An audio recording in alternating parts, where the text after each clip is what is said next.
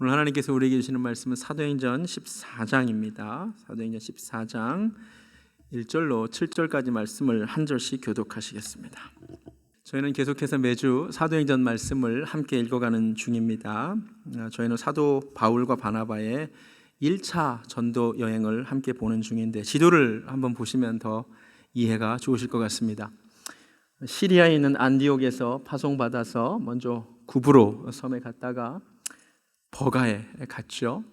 그리고 그 산맥을 넘어 타우르스 산맥을 넘어 비시디아 안디옥에 가서 복음을 전했다가 지난주에 그들이 돌을 들어 치려고 하니까 발에 이렇게 먼지를 떨어버리면서 이제 우리는 이방인에게 간다라는 말을 남겼죠. 그리고 오늘 이고니온에 왔다가 또 루스드라, 더베 이렇게 가는 여정입니다.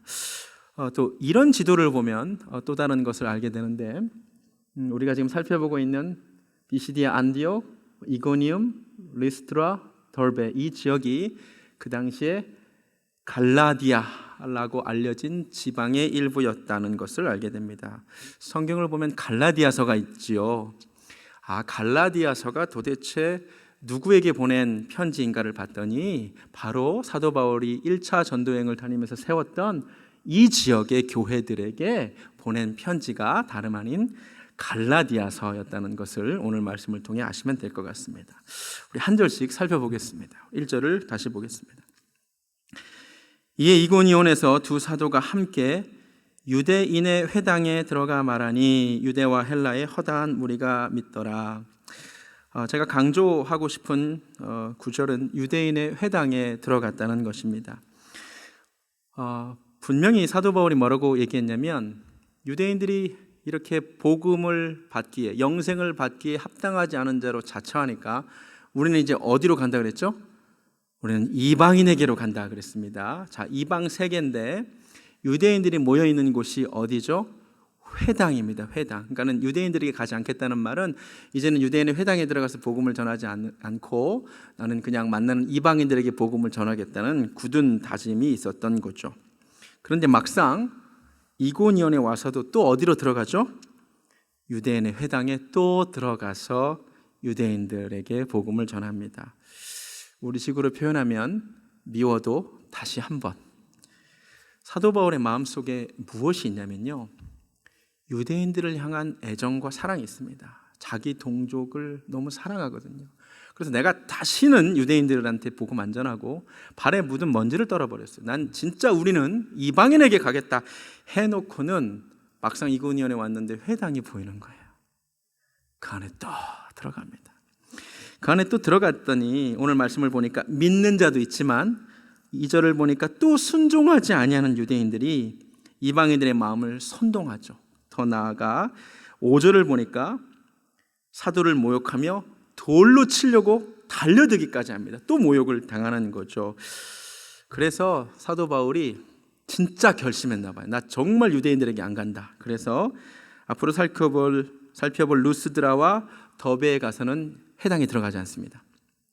노방전도합니다. 그래서 우리 다음 주에 살펴보겠지만 루스드라에 발을 쓰지 못하는 사람을 길거리에서 만나는 거예요. 복음 전하다가 노방전도하다가 거기서 만납니다.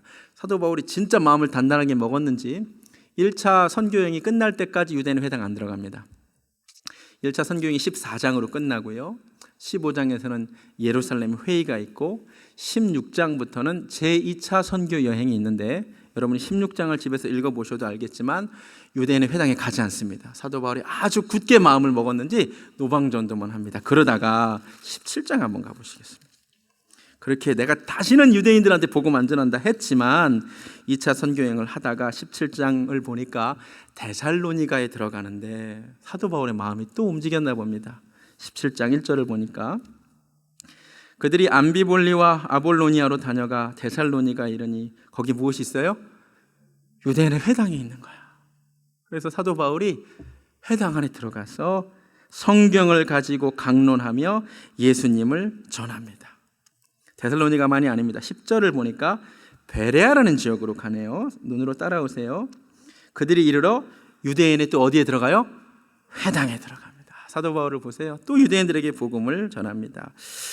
16절부터 보면 아덴, 오늘날 아테네라는 곳에 들어갑니다. 아테네에서도 어디로 가는지 아세요? 17절을 보니까 회당에서 유대인과 경건한 사람들과 또 장터, 노방전도도 하지만 날마다 만나는 사람들과 변론합니다. 회당에 꼭 들어가서 유대인들에게 복음을 전하는 이 사도 바울의 모습을 보시기 바랍니다.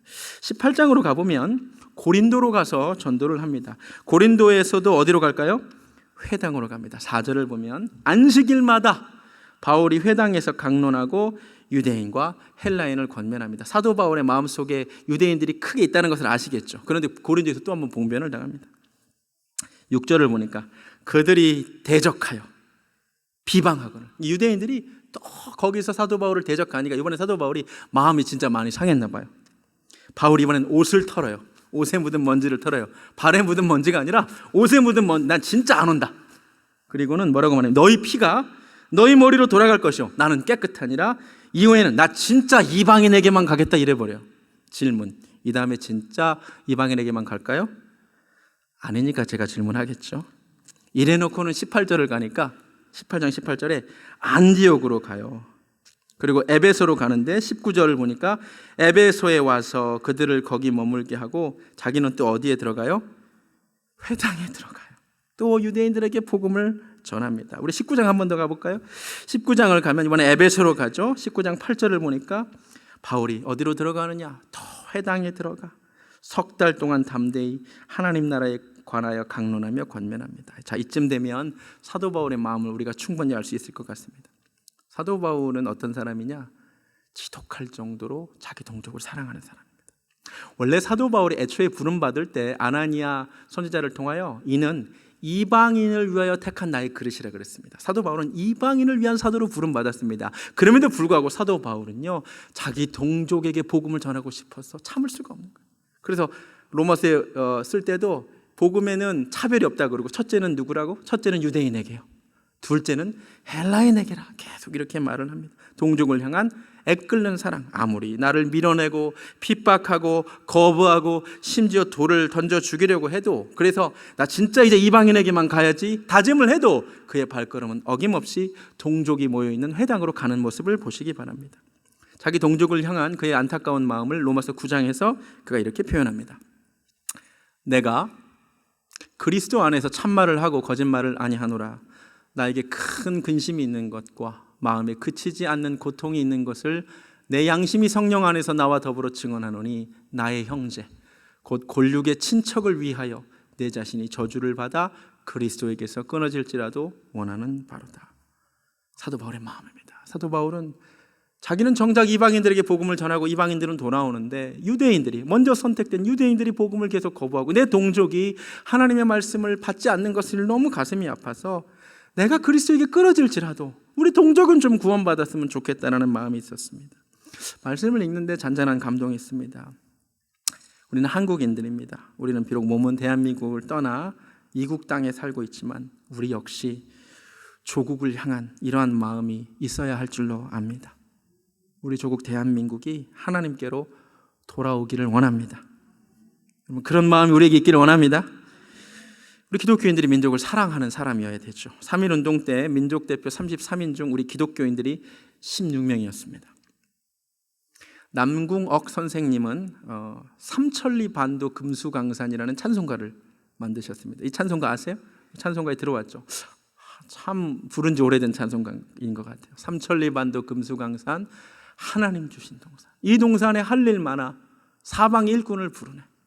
누가 대답할까? 일하러 가세요. 일하러 가세요. 삼천리 강산 위에 하나님 명령 받았으니 반도 강산에 일하러 갔어요. 예, 우리 믿음의 선조들은 조국을 위한 이런 마음이 있었습니다. 김규신이라는 분은 무교회주의자입니다. 교회론에 약간의 문제는 있지만 성서 조선 운동을 했어요. 조선이, 우리나라가 성경으로 와야 된다. CCC를 만드신, 한국 CCC를 만드신 그 유명한 김준건 목사님, 그 CCC의 그 슬로건 중에 하나가 뭔지 아세요? 민족의 가슴마다 피 묻은 그리스도를 심어 이 땅에 푸르고 푸른 그리스도의 계절이 오게 하자. 이게 그분들의 마음이었어요. 짧은 영상 한번 보시겠습니다.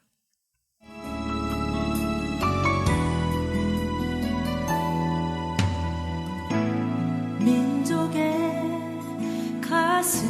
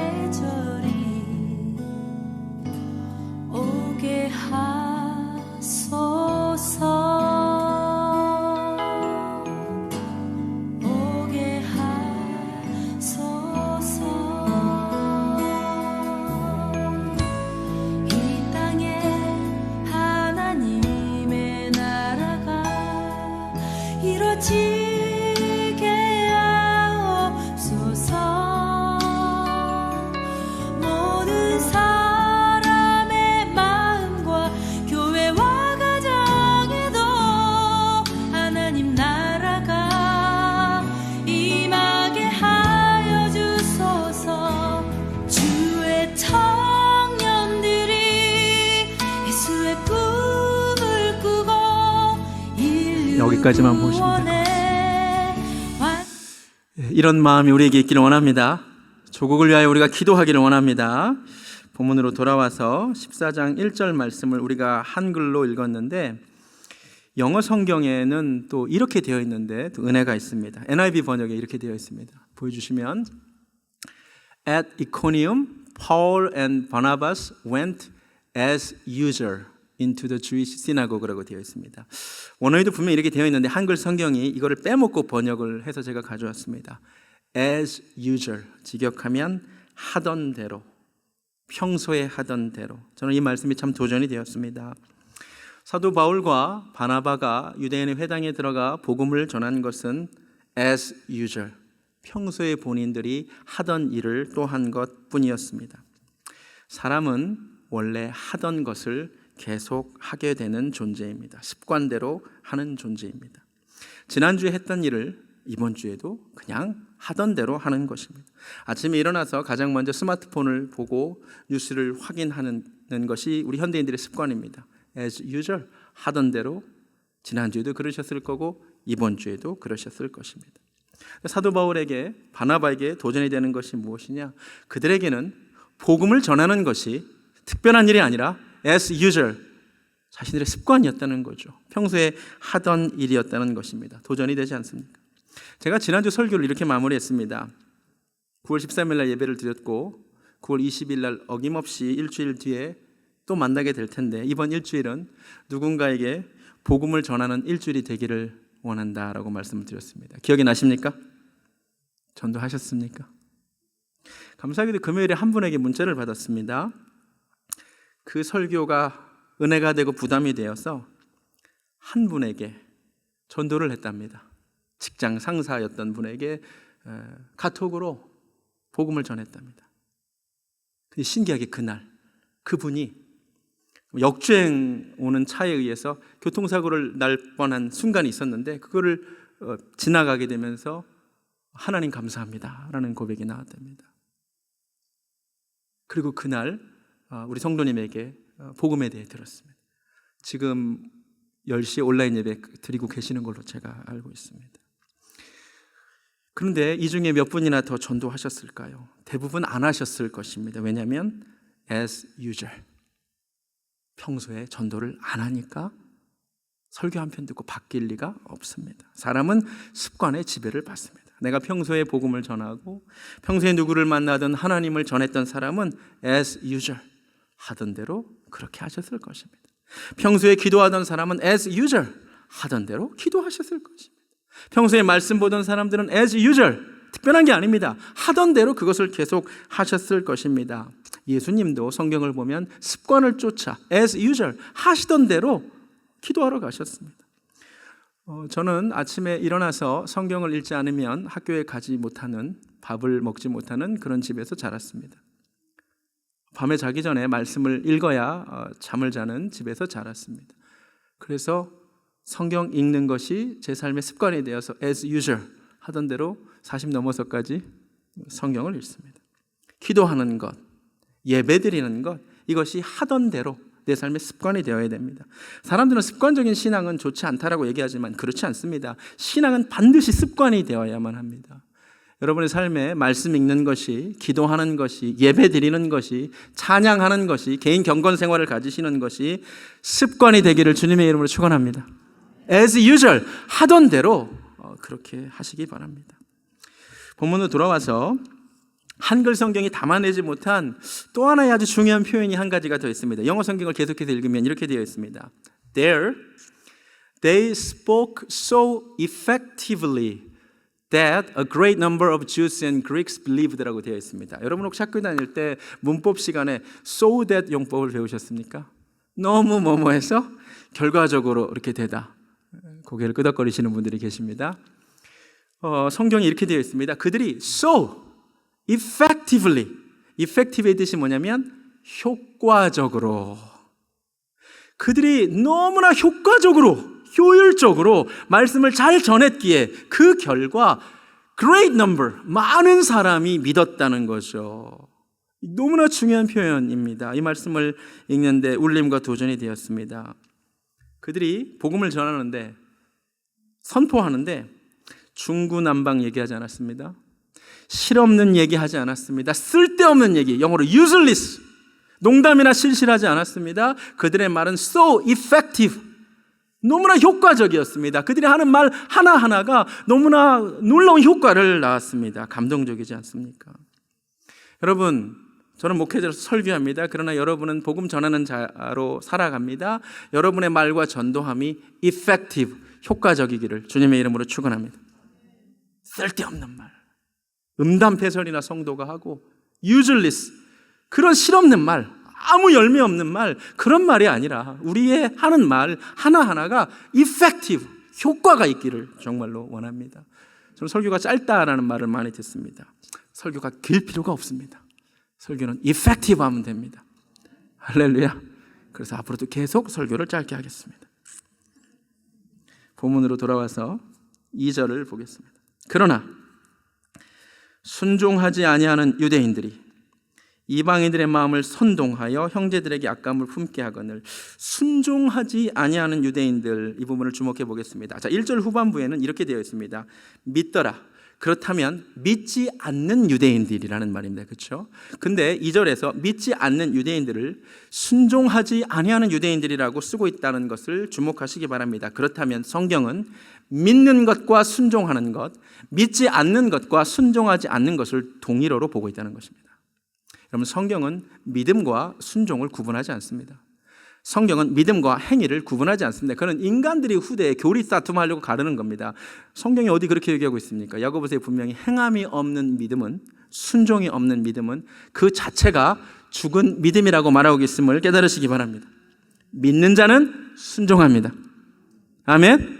아멘. 그래서 로마서 말씀에도 믿어 순종케 된다라고 말합니다. 저와 여러분이 믿는 자인 줄로 압니다. 그렇다면 저와 여러분이 순종하는 자이기를 또한 원합니다. 동전의 양면하고 같습니다. 이걸 구분할 이유가 없습니다. 500원짜리 동전 있습니다. 앞에 있는 그림이 제가 1부 때 몰라서 학입니까 두루미입니까 물어봤더니 잘 모르시더라고요. 그래서 저도 구글 찾아봤더니 세상에 학하고 두루미가 같은 거랍니다. 저 오늘 알았어요. 그래서 500원짜리 앞에 학 혹은 두루미가 있고 같은 종류네요. 그게 뒷면에 500이라고 써 있습니다. 그러니까 학 그림을 봐도 그럼 뒤에 500이 있는 거고, 500을 봐도 앞에는 학 그림이 있는 거잖아요. 두루미가 있는 거잖아요. 믿었다. 그러면 그 말은 순종하는 자라는 얘기고, 순종한다. 그 말은 믿는 자라는 얘기잖아요. 할렐루야. 믿어 순종하는 은혜가 있기를 주님의 이름으로 축원합니다. 자, 그 다음에 이 순종하지 아니하는 유대인들이, 믿지 않는 유대인들이 이방인들의 마음을 선동하여 형제들에게 악감을 품게 했다고 하는데, 이게 또 영어 번역이 아주 기가 막힙니다. 이 악감을 품었다는 번역도 참 좋은데 세상에 이렇게 되어 있더라고요. poisoned. 이야, 기가 막힙니다. Their minds. 세상에 그들이 선동하여 사람들의 마음을 어떻게 만들었대요? poison. 이거는 독을 탄 거죠. 독하게 오염시킨 거죠. 이 말이 기가 막힌 표현인 것 같습니다. 사람의 혀에는 놀라운 힘이 있습니다. 하나님께서 세상을 말씀으로 창조하시고 우리를 하나님의 형상대로 만드셔서 우리 인간에게도 엄청난 언어의 권세가 있습니다. 제가 여러 번 말씀드렸죠. 심지어 쌀을 지어가지고, 쌀로 밥을 지어가지고 MBC 2009년 창사 특집으로 실험한 겁니다. 이쪽 쌀밥을 향해서는 사랑한다, 고맙다, 멋있다 그러고, 이쪽 쌀밥을 향해서 뭐 나빠, 못생겼어, 싫어 이랬다고 하면, 제가 여러 번 보여드렸죠. 유튜브로. 오늘 안 가져왔습니다. 이 사랑한다는 말을 듣는 쌀밥에서는 하얀색 곰팡이가 피고요, 구수한 향이 나고요, 저주의 말을 들은 쌀밥에서는 까만색 곰팡이가 핍니다. 그 제가 보여드린 거 기억나시죠? 안 믿어지시면 유튜브에 검색해 보세요. 이 놀라운 겁니다. 인간의 언어에 설명할 수 없는 힘이 있습니다. 그런데 오늘 말씀을 보니까 인간의 언어로 누군가의 마음을 포이즌, 독극물을 주입하듯이 그 사람의 마음을 해롭게 할 수도 있는 것이 인간의 혀입니다. 나의 말이 누군가의 마음에 독을 넣을 수도 있다는 것을 여러분 꼭 기억하시기 바랍니다. 저는 이 시대에 대한민국을 사랑하는 마음으로서 제가 언론 보도에 굉장히 가슴이 아픕니다. 왜냐하면 기독교에 대한 온통 적대적인 보도로 정말 한국인들의 마음을 포이즌시키고 있습니다. 그래서 그 언론 보도를 보고 사람들이 한국 기독교를 그렇게 욕하고 있는데 그게 사실은 포이즌돼서 그렇습니다. 독을 품게 되었습니다. 이 무서운 독, 바울과 바나바를 향하여 악감을 품게 만들었던 그 어둠의 영이 한국 사회에서 포이즌, 지금 막 중독시키고 있는 거예요. 예수 이름으로 그 어둠의 영이 물러가기를 원합니다. 본문으로 돌아와서 이 말씀을 다시 보니까 선동이라 그랬죠. 선동. 다음 주에 나눌 말씀이지만 19절을 보니까 무리를 충동했다라는 단어 나옵니다. 선동이라는 단어가 나오고 충동이라는 단어도 나오는데 3절을 보니까 두 사도가 오래 있어 주를 힘입어 담대히 말했다. 주님의 힘을 입어, 주님의 감동되어, 이런 뜻입니다. 오늘 본문에 사람에 의하여 선동된 사람이 나오고 충동된 사람이 나오고 주님의 힘입어 감동된, 성령에 감동된 사람들이 나옵니다. 비슷한 단어 같지만 다릅니다. 선동 혹은 충동, 사람에 의해서 선동되어 충동되어 움직이고 사는 사람이 있고, 성령에 의해서 감동되어 주의 힘입어 살아가는 사람이 있습니다. 저와 여러분이 사람에 의해서 선동되고 충동되어서가 아니라 성령에 의해 감동되어 살아가기를 주님의 이름으로 축원합니다. 선동되고 충동되어 주의 일을 하면 곧 후회하게 되고 곧 번아웃 되게 됩니다. 그러나 성령의 감동으로 일을 하면 번아웃 되지 않습니다. 선동되고 충동되어 어떤 일을 하면 곧 후회하지만 감동되어 하나님을 섬기는 사람은 후회하지 않습니다. 저와 여러분의 인생이 선동과 충동이 아니라 성령의 감동으로 살아가기를 소원합니다. 3절 말씀을 다시 보니까 두 사도가 오래 있어 주를 힘입어 담대히 말하니 주께서 그들의 손으로 표적과 기사를 행하게 하여 주사 자기 은혜의 말씀을 증언하셨다는 말씀이 있습니다. 이게 너무너무 중요한 말씀인데 정말 너무 아쉽게도 제가 이 개역개정 사도행전 14장을 누가 번역했는지 꼭 묻고 싶습니다. 또 중요한 단어 하나를 빼먹었습니다. 원문에 분명히 있는 한 단어를 빼먹고 번역을 했습니다. 자, 영어 성경을 그래서 제가 보여드리겠습니다. 다 모든 번역이 이렇게 번역하고 있는데 세 개만 가져왔어요. So, therefore, so 원어에 분명히 그래서, 그러므로는 단어가 있습니다. 2절과 3절 사이에는 접속사가 하나 들어있습니다. 그래서 이렇게 읽어야 됩니다. 순종하지 아니하는 유대인들이 이방인들의 마음을 선동하여 형제들에게 악감을 품게 했습니다. 분위기가 좋지 않습니다. 핍박이 있습니다. 어려운 상황입니다. 그런데 오히려 그래서 오래 있었답니다. 상황이 어려운데, 핍박이 있는데, 아픔이 있는데, 복음 전하는 게 쉽지 않은데 오히려 그렇기 때문에 쉽게 그곳을 떠나지 않고 오래 있었답니다. 할렐루야. 어렵기에 인내했답니다. 박해가 있기에 참았답니다. 할렐루야. 그랬더니 그 결과가 무엇이냐? 참았더니 주께서 그들의 손으로 표적과 기사를 행하게 하여 주사 자기 은혜의 말씀을 증언하게 하셨답니다. 이게 놀라운 말씀입니다. 만약에 박해가 있다고 금방 떠났다면 주의 표적과 기사는 없었을 것입니다. 그러나 박해가 있었지만 오히려 있었기 때문에 그곳을 떠나지 않고 계속해서 그곳에 머물러 기도하고 인내하며 참고 복음을 계속 전할 때에 주께서 기사와 표적을 행하게 하사 하나님의 은혜의 말씀을 힘있게 전하게 하셨답니다. 할렐루야. 너무 중요한 말씀입니다. 기적과 표적이 언제 나타났습니까? 인내할 때, 핍박 때문에 떠나지 않고 참을 때, 그랬더니 하나님 역사하신 줄로 믿습니다.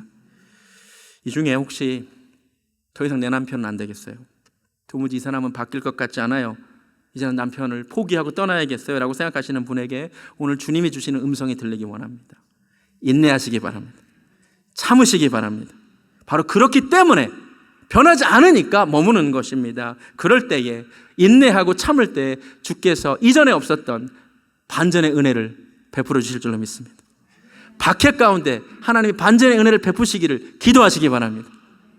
사도행전 4장 가보시겠습니다. 사도행전 4장을 가보면 초대교회 사도들의 기도가 있습니다. 박해 가운데 드리는 기도. 사도행전 4장 29절. 주여 이제도 그들의 위협함을 굽어 보시옵고. 위협이 있었습니다. 박해가 있었습니다. 근데 그 가운데 사도들이 기도합니다. 종들로 하여금 담대히 하나님의 말씀을 전하게 하여 주시고 또 손을 내밀어 병을 낫게 하시옵고 표적과 기사가 거룩한 종 예수의 이름으로 이루어지게 하옵소서. 할렐루야. 박해 가운데 그들이 참고 기도합니다. 반전의 은혜를 구합니다. 그때 하나님 역사하십니다. 한국교회가 요새 어렵다고 합니다. 그렇기 때문에 우리가 한국교회를 위해 기도해야 될 줄로 믿습니다. 한국교회의 그리스도인들을 향한 비난과 핍박이 많습니다. 그렇기에 그래서 평소보다 더 우리가 대한민국을 위하여 기도해야 될 줄로 믿습니다. 한국교회에 반전의 은혜가 있을 줄로 믿습니다. 역전의 은혜가 있을 줄로 믿습니다. 후에 사도 바울이 디모데 후배 목사인 디모데에게 자신의 경험을 이야기하면서 바로 이 이야기를 합니다. 디모데후서 3장 10절입니다. 나의 교훈과 행실과 의향과 믿음과 오래 참음과 사랑과 인내와 박해를 받음과 고난과 또한 우리가 지금 읽고 있는 안디옥과 이고니온과 루스드라에서 당한 일과 어떠한 박해를 받은 것을 내가 보고 과연 알았거니와 주께서 내가 오래 참았더니 내가 인내했더니 이 모든 것 가운데서 나를 건지셨느니라. 할렐루야. 오래 참을 때 주님 역사하실 줄로 믿습니다. 본문으로 돌아와서 4절을 보겠습니다. 그 시내의 무리가 나뉘어 유대인을 따르는 자도 있고 두 사도를 따르는 자도 있는지라. 너무나 중요한 말씀입니다. 복음이 선포됐더니 이 진리 앞에 사람이 갈라집니다. 딱 두 개로 갈라집니다. 믿는 자와 믿지 않는 자, 복음을 받아들이는 자, 거부하는 자, 영생을 받기에 합당하는 자로 자처하는 자, 합당하지 않는 자로 자처하는 자로 갈라집니다. 사실 그 시내에 수많은 사람들이 살고 있을 것입니다. 서로의 교육 수준이 다릅니다. 여러 가지로 분류될 수 있습니다. 서로의 피부색도 달랐을 것이고 취미도 다 달랐을 것이고 정치적인 견해도 서로 달랐을 것입니다. 그 많은 것들이 있었는데 복음 앞에 그 모든 것들은 의미가 없어졌습니다. 복음은 다른 모든 차별을 다 없애버립니다. 그리고 한 가지 분명한 선을 남기는데 이 복음 앞에 진리와 비진리 요것만 딱 남습니다. 이 무섭습니다. 복음 앞에 믿는 자, 믿지 않는 자로 완전히 갈라집니다. 복음 앞에 복음을 받아들인 자와 받지 않는 자로 갈라집니다. 하나님의 말씀 앞에 다른 모든 것은 이제 의미 없어집니다. 예수님이라는 이름도 그렇습니다. 베드로전서 2장에 이런 말씀이 있습니다. 예수라는 이름은 베드로전서 2장 7절 보여주시면 믿는 너희에게는 예수님 보배입니다. 할렐루야. 여러분 예수님 보배십니까? 믿는 자에게 예수님 보배입니다. 그러나 믿지 않는 자에게는 버린 돌입니다. 아무 의미 없습니다. 버린 돌일 뿐만 아니라 부딪히는 돌이고 걸려 넘어지게 하는 바위가 되십니다. 똑같은 예수님이 누군가에게는 너무나 귀한 보배와 같은 분이고 누군가에게는 버린 돌, 아무 의미 없는 돌일 뿐만 아니라 거치는 돌, 걸려요. 마음에 안 들어요. 그리고 넘어지는 바위가 되는 거죠. 똑같은 예수님에게 사람들이 완전히 갈라집니다. 예수님만 그런 것이 아닙니다. 우리 믿는 자들도 완전히 갈라집니다. 세상 사람들이 보기에 우리를 대하는 태도는 완전히 다릅니다. 고린도후서 2장입니다. 우리 믿는 자들은 구원받는 자들에게나 망하는 자들에게나 똑같이 하나님 앞에서 그리스도의 향기입니다. 우리는 향기예요. 우리는 일종의 냄새예요. 그런데 똑같은 냄새인데 어떤 사람에게, 이 사람에게는, 망하는 자들에게는 사망으로부터 사망에 이르는 역한 냄새예요. 저 사람에게는, 구원받는 자에게는 생명으로부터 생명에 이르는 너무나 향기로운 냄새입니다. 정말 그렇습니다. 똑같이 믿는 자들의 모습을 보고, 우리 예배드리는 모습을 보고 어떤 사람들은 야 너무 귀하다, 모여서 하나님께 예배하는 모습 너무 아름답다, 생명의 향기로 느껴지는 반면에 어떤 사람들은 역합니다. 왜 이 와중에도 모여서 예배드리냐 이겁니다. 그런 일이 벌어지고 있죠. 정말 그렇습니다. 복음 앞에 완전히 갈라집니다. 특별히 이 마지막 때는 갈라지는 때입니다. 알곡과 가라지가 갈라집니다. 양과 염소가 갈라집니다. 나누어집니다. 오늘 복음 앞에 나눠질 것입니다. 저와 여러분이 말씀 앞에 믿음으로 순종함으로 반응하기를 주님의 이름으로 축원합니다. 본문으로 돌아와서 5절을 보겠습니다. 이방인과 유대인과 그 관리들이 두 사도를 모욕하며 돌로 치려고 달려드니, 그동안에 핍박, 악감을 푸는 것을 넘어 이번에는 돌로 쳐 죽이려고 합니다. 그런데 6절을 보니까 그들이 알고 도망하여 루가오니아의 두 성 루스트라와 더베와 그 근방으로 도망갑니다. 굉장히 중요한 말씀입니다. 돌을 들어 죽이려고 합니다. 이때 생각나는 사람이 있습니다. 스데반입니다. 스데반은 돌에 맞아 순교했습니다. 그러면 사도 바울과 바나바도 여기서 순교해야지 왜 도망가? 이런 생각이 들 수 있습니다. 여러분 잘 들으세요. 앞으로 바울은 순교합니다. 그런데 지금은 도망갑니다. 전도서 3장 말씀에 어떤 말씀이 있냐면 범사에 기한이 있고 천하만사에 다 때가 있다고 말합니다. 우리가 목숨 걸고 순교할 때가 있습니다. 그러나 피하고 도망가야 할 때도 있다는 것을 아시기 바랍니다. 아멘. 바울과 바나바가 이때 순교했다면 다음 선교지에 복음이 전해지지 않습니다. 에베소로 가지 못합니다. 데살로니가 교회도 없습니다. 고린도 교회도 없습니다. 사도 바울이 이때 순교하지 않았기에, 이때 돌을 피하여 도망하였기에 다른 교회들이 있을 수 있었다는 것입니다. 여러분 잘 들으세요. 범사에 때가 있습니다. 목숨 걸고 신앙의 양심을 걸고 싸울 때가 있습니다. 그러나 지혜롭게 피해야 할 때도 있습니다. 언제나 목숨 걸고 순교하려고 하지 마시기 바랍니다. 아멘. 대한민국 얘기를 한 번 더 하겠습니다. 정부가 예수를 못 믿게 한다. 목숨 걸고 싸워야 됩니다. 그러나 예배 형태를 온라인으로 변경해달라. 이거는 피할 수 있는 부분이라고 저는 생각합니다. 우리에게 지혜가 있기를 원합니다. 우리가 평생 살면서 목숨 걸고 신앙의 양심을 위하여 싸울 때와 지혜롭게 피할 때를 구분하는 은혜가 있기를 주님의 이름으로 축원합니다. 그럼 어떻게 하느냐? 성령의 감동을 따라 행하시면 됩니다. 충동되지 마시고 선동되지 마시고 성령의 감동을 따라 피할 때와 싸울 때를 꼭 구분하시기 바랍니다. 중요한 것은 7절입니다. 마지막 거기서 복음을 전하니라. 영어로 where they continued to preach the gospel 이라고 되어 있습니다. 이게 중요한 것입니다. 어디에 가든 그들은 똑같이 as usual 하던 대로 또 복음을 전한다는 것입니다. 장소는 바뀌지만 하는 일이 바뀌지 않습니다. 안디옥에 있든지 이고니온에 있든지 루스드라에 있든지 더베에 있든지 박해가 있든지 박해가 없든지 그들은 계속해서 복음을 전합니다. 할렐루야. 하던 대로 하는 것입니다. 그리고 나서 1절을 다시 보겠습니다.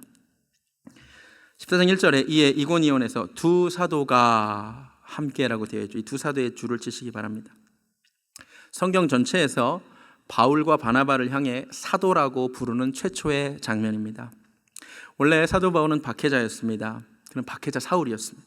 회심하게 되고 안디옥 교회의 목회자가 되었습니다. 그리고 파송 선교사가 되었습니다. 그러나 그 전까지 사도행전의 저자 누가는 그를 사도라고 부르지 않습니다. 왜냐하면 사도는 예수님 12제자만 사도기 때문입니다. 그런데 놀랍게도 14장을 묘사하면서 누가는 바울과 바나바를 사도라고 부르기 시작합니다. 왜냐하면 다른 이유가 있는 것이 아니라 어디를 가든 as usual 하던 대로 그는 계속해서 복음을 전하기 때문입니다. 1절에서도 3절에서도 7절을 봐도 그는 어디 가나 복음을 전하기에 사도가 된 것입니다.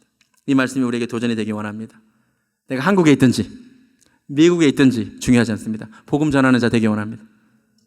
내가 조지아에 있든지 알라바마에 있든지 텍사스에 있든지 테네시에 있든지 우리가 복음 전하는 자가 되기 원합니다. 찬양 가사 이거 아세요? 오늘은 이곳 내일은 저곳 주 복음 전하리. 우리가 이렇게 살기를 원합니다. 말씀을 마칩니다. 제가 여러 가지 말씀드려서 한 가지씩 정리합니다. 사도 바울은 동족을 사랑하는 자였습니다. 이방인의 사도로 부름받았지만 유대인들을 향한 그 애끓는 마음을 어떻게 할 수가 없었습니다. 우리 믿음의 선조들도 다 애국자였어요. 우리도 대한민국, 우리 조국을 위하여 기도하는 자 되기 원합니다. As usual, 사람은 습관대로 하던 일을 계속해서 하는 존재입니다. 그렇다면 우리의 습관이 바뀌어야 됩니다. 저 여러분의 이번 일주일 동안 경건한 습관이 생기기를 원합니다. 세 번째, 우리의 말과 전도함이 effective, 효과적이고 효율적이길 원합니다. 낭비되지 않기 원합니다. 쓸데없는 실없는 말 우리 입에서 사라지기 원합니다. 믿지 않는 유대인들은 순종하지 아니하는 유대인으로 부르고 있습니다. 믿음과 순종은 동전의 양면입니다. 믿는다면 순종합니다. 믿지 않는 것은 순종하지 않는 것입니다. 선동과 충동과 감동은 다릅니다. 사람들에 의해 선동과 충동되어 살지 말고 주를 힘입어 감동되어 살기를 원합니다. 오래 있었습니다. 박해와 위협과 어려움이 있었기에 그렇기 때문에 오래 있었습니다. 그랬더니 하나님이 초자연적인 역사를 하셨습니다. 우리가 인내할 때 주님 반전의 역사를 행하실 줄로 믿습니다. 복음은 나눕니다. 진리와 비진리를 완전히 가릅니다. 지금 마지막 때 더더욱 갈라집니다. 오늘 말씀 앞에도 갈라질 것입니다. 우리가 믿음으로 반응하기 원합니다. 범사의 때가 있습니다. 순교할 때가 있고 지혜롭게 피할 때가 있습니다. 분별하시기 바랍니다. 마지막으로 어디를 가든 복음 전하는 자로 살기를 주님의 이름으로 축원합니다. 찬양하겠습니다. 온 세상 위하여 나 복음 전하리.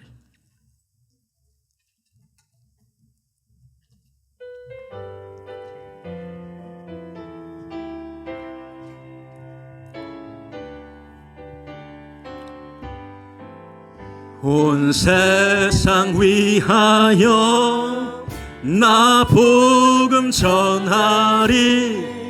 만 백성 모두 나와서 주 말씀 들어라.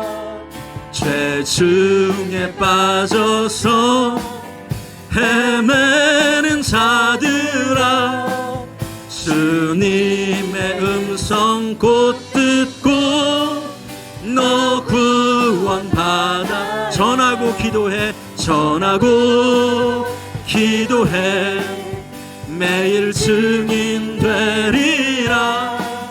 세상 모든 사람들 듣고 그 사랑을 우리 박수치며 찬양합니다.